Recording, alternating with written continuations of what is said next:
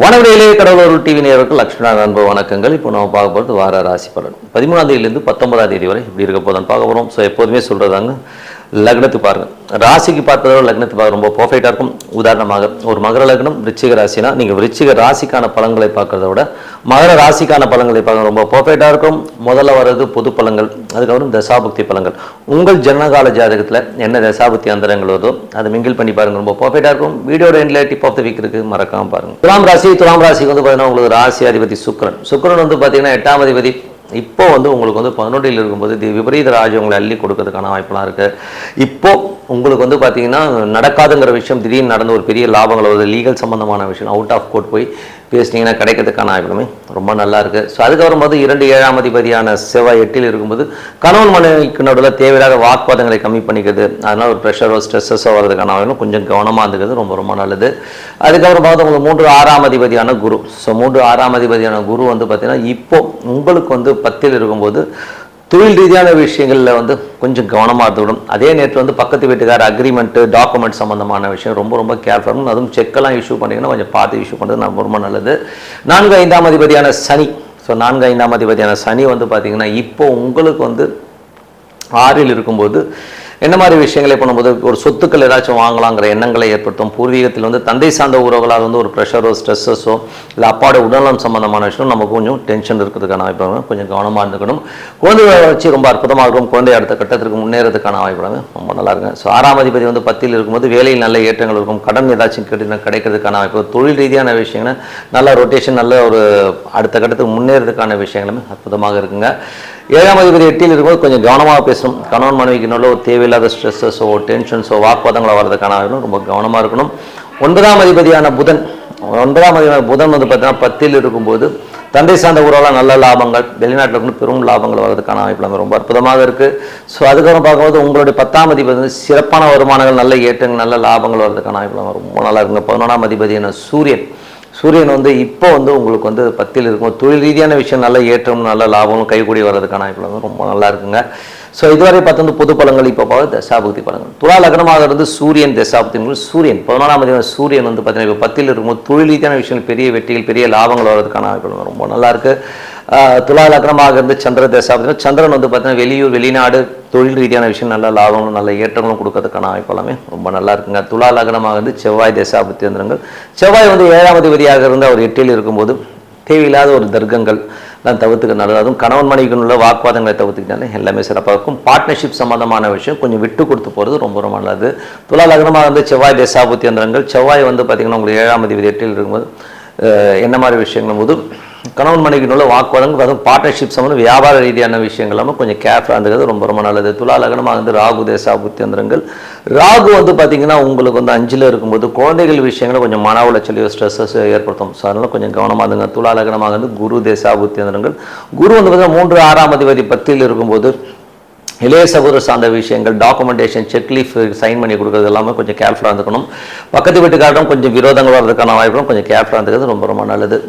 அதுக்கப்புறம் பார்க்கும்போது துலா லக்னமாக இருந்து சனி தசாபுக்தி. சனி வந்து பார்த்தீங்கன்னா 4 5ஆம் அதிபதி 6ல் இருக்கும்போது ஒரு லோன் போட்டு ஒரு வீடு, வண்டி, வாகனங்கள் வாங்குற யோகங்கள் நல்லா இருக்கும். குழந்தைகள் வந்து அடுத்த கட்டத்துக்கு முன்னேறதுக்கான வாய்ப்புகள் ரொம்ப அற்புதமாக இருக்குங்க. துலா லக்னமாக இருந்து புதன் தசாபுக்தி அந்தரங்கள். புதன் வந்து பார்த்தீங்கன்னா உங்களுக்கு வந்து 9ஆம் அதிபதி இப்போ வந்து 10ல் இருக்கும்போது பிரயாணங்கள் நல்ல லாபங்கள், தந்தை சார்ந்த உறவு நல்ல லாபங்கள் வரதுக்கான வாய்ப்புகளுமே ரொம்ப நல்லா இருக்குங்க. துலா லக்னமாக இருந்து கேது தசாபுக்தி இருந்தாலும் கேது வந்து பார்த்தீங்கன்னா 11ல் சிறப்பான வெற்றிகள், லீகல் சம்பந்தமான விஷயங்கள், கோர்ட் கேஸ் இதெல்லாமே வந்து அடித்து தூள் கலப்பி வெற்றி வருவதற்கான வாய்ப்புகளுமே ரொம்ப நல்லா இருக்குது. துலா லக்னமாக வந்து சுக்கிர தசாபுக்தி இருந்தாலும் சுக்கிரன் வந்து இப்போ 11ல் இருக்கும்போது விபரீத ராஜ்யங்களை அள்ளி கொடுக்கறதுக்கான வாய்ப்புகளுமே ரொம்ப நல்லா இருக்குங்க. ஸோ இன்னும் நடக்காதுங்கிற விஷயம் திடீர்னு நடந்து உங்கள் பாக்கெட்டை நிரப்புவதற்கான வாய்ப்புகளுமே ரொம்ப நல்லா இருக்குது. ஸோ என்னை பொறுத்த ஒரு நல்ல ஒரு பிரார்த்தனை, மனதார இறைவனை பிரார்த்தனை கண்டிப்பாக நம்ம அடுத்த லெவல் போகிறதுக்கான வாய்ப்பு ரொம்ப சிறப்பாக இருக்குது. Tip of the week. So tip of the வீக்கில் வந்து பார்த்திங்கன்னா அமாவாசை. ஸோ எப்போதுமே வந்து பார்த்திங்கன்னா நமக்கு வந்து இந்த அமாவாசைங்கிற விஷயம் வந்து நிறைய பேர் வந்து ரொம்ப சாதாரணமாக எடுத்துக்கிறீங்க. அப்படிலாம் கிடையாதுங்க. என்றைக்குமே வந்து ஒரு பௌர்ணமியும் அமாவாசையும் வந்து ஒரு முக்கியமான திதிகள். அதில் வந்து பார்த்திங்கன்னா என்ன மாதிரி விஷயங்களை ஏற்படுத்தும் அப்படின்னும் போது பௌர்ணமி திதி வந்து சித்தர் சமாதிகளுக்கு சென்று வழிபாடு பண்ணும்போதோ குலதெய்வ வழிபாடு பண்ணும்போதும் அற்புதமான பலன்கள் உங்களுக்கு வந்து வழியாக இருந்த பிரச்சனைகள் தீர்ந்து, கடன் பிரச்சனைகள் தீர்ந்து, எனக்கு என்ன பண்ணுறதுன்னு தெரியாமல் இருக்கவங்களுக்கு ஒரு வழியை காட்டுறதுக்கான வாய்ப்புகளை கண்டிப்பாக ஏற்படுத்தும். அதே நேரத்தில் வந்து அமாவாசை இந்த வாட்டி வந்து ஒரு 14ஆம் தேதி அன்றைக்கி அமாவாசை. ஸோ அமாவாசை அன்னைக்கு நம்ம என்ன பண்ணணும்னா நம்ம மூதாதையர்கள் நமக்கு வந்து ஒரு ஜெனட்டிக்கில் வந்திருப்போம். ஸோ அப்பா அம்மா ஜெனட்டிக்லேருந்து நம்ம வந்திருக்கும் போது அந்த மூதாதையரை நினச்சி வழிபாடுற ஒரு தினம் தான் அமாவாசை. அன்றைக்கி வந்து பார்த்தா திதி சூனியம் இருக்காது.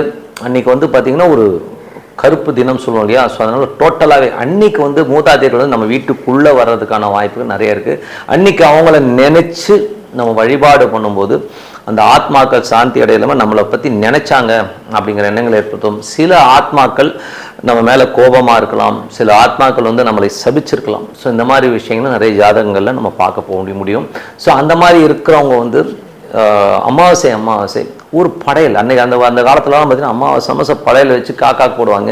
என்னை பொறுத்தவரை அமாவாசையும் பௌர்ணமியும் மிஸ் பண்ணாமல் அன்னதானங்கள் பண்ணுறது, ஒரு படையல் போட்டு குலதெய்வத்தையும் நம்ம மூதாதையரை நினச்சி வழிபடுறது ரொம்ப சிறப்பான வாழ்க்கையை கொடுக்கும். ஏன்னா வந்து அடுத்த ஜெனரேஷன் வந்து உங்களுக்கு வந்து லிஃப்ட் ஆகிறது வந்து இந்த 2 திதிகளை வச்சு தான். ஸோ அதனால் வந்து நீங்கள் எப்போதுமே பௌர்ணமியும் சரி அமாவாசையும் சரி, இந்த அமாவாசைக்கு வந்து ஒரு படையலை போடுங்க. உங்கள் அப்பா வழி தாத்தா, அம்மா வழி தாத்தா பாட்டி எல்லாருமே நினச்சி அவங்ககிட்ட வந்து அந்த படையலை போட்டு வேண்டிக்கணும்.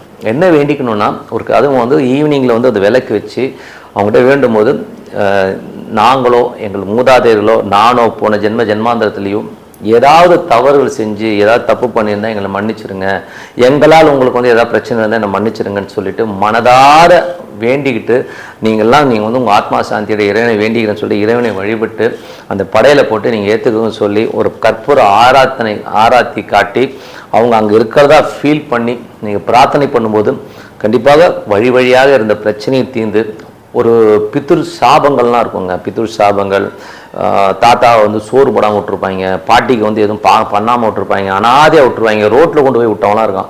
ஸோ அந்த மாதிரி இறந்த ஆத்மாக்கள் நம்மளை சபிச்சிருக்கோம், பலி பொறுக்க முடியாமல் எவ்வளோ கதறி இருக்கும்.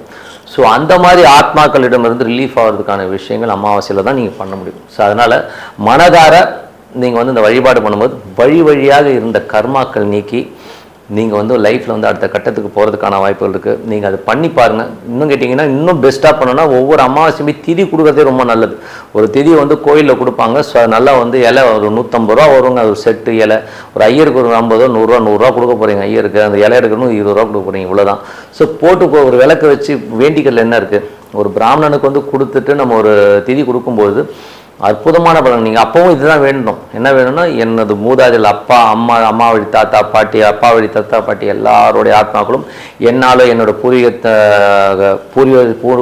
பூர்வ ஜென்மத்தில் நான் ஏதாச்சும் தவறு செஞ்சுருந்தாலோ என் மூதாதையர் தவறு செஞ்சாலும் எல்லாம் மன்னிச்சு உங்களை ஆத்மா சாந்தி அடைன்னு சொல்லிட்டு மனதார நீங்கள் பிரார்த்தனை பண்ணும்போது கண்டிப்பாக அற்புதமான பலங்கள்லாம் கிடைக்கும். கண்டிப்பாக பண்ணி பாருங்கள். இது ஒவ்வொருத்தரும் பண்ணணும். இது வந்து எனக்கு தோசை இருந்தால் தான் பண்ணணும், இல்லைன்னா பண்ணக்கூடாது, எல்லாருமே பண்ணணுங்கிறது தான் உண்மையான விஷயம். மற்றபடி என்னங்க, என்னை பொறுத்தவரை ஒரு பிரார்த்தனை ரொம்ப அவசியம். அது அமாவாசையும் பௌர்ணமியும் மிஸ் பண்ணாதீங்க. ஸோ உங்களிடம் விடைபெறுவது உங்கள் லக்ஷ்மினா. நன்றி, வணக்கம். கடவுள் அருள் டிவியை பார்த்தமைக்கு நன்றிகள். மேலும் இது போன்ற தகவல்களை தெரிந்து கொள்ள கடவுள் அருள் டிவியை சப்ஸ்கிரைப் செய்யுங்கள். மறக்காமல் பெல் ஐக்கானை கிளிக் செய்யுங்கள்.